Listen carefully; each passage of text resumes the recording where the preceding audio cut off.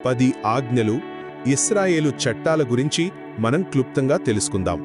ఈ కథ ఈజిప్ట్ నుండి బయటపడిన తరువాత ఇశ్రాయేలీయులు సీనాయి పర్వతం దగ్గరకు చేరినప్పుడు ఏం జరిగిందో చెబుతుంది. వాళ్లకు అక్కడ కొన్ని చట్టాలు మాత్రమే కాదు, దేవునితో ఒక ప్రత్యేకమైన ఒప్పందం కుదిరింది. మొదటి విషయమేంటంటే దేవుడు స్వయంగా మాట్లాడటం. ఊహించుకోండి, సీనాయి పర్వతమంతా పొగ, ఉరుములతో దద్దరిల్లుతోంది. ఆ సమయంలో యెహోవా ప్రజలతో నేరుగా మాట్లాడారు. ఆయన ఇచ్చిన మొదటి ఆజ్ఞ, నేను తప్ప మీకు వేరే దేవుళ్ళు ఉండకూడదు అని. ఆ అనుభవం ఎంత భయంకరంగా ఉందంటే ప్రజలు వణికిపోయి, వద్దు, మాతో నేరుగా మాట్లాడొద్దు, మోషే ద్వారానే చెప్పండి అని వేడుకున్నారు.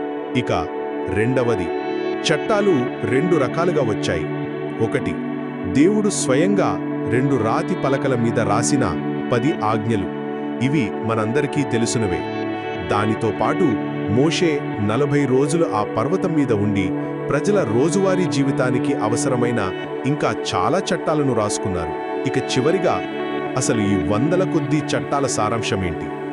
అంతా చూస్తే 2 ముఖ్యమైన సూత్రాలు కనిపిస్తాయి.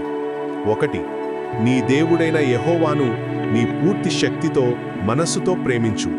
రెండవది, నిన్ను నువ్వు ఎలా ప్రేమించుకుంటావో నీ పొరుగువాడిని కూడా అలాగే ప్రేమించు.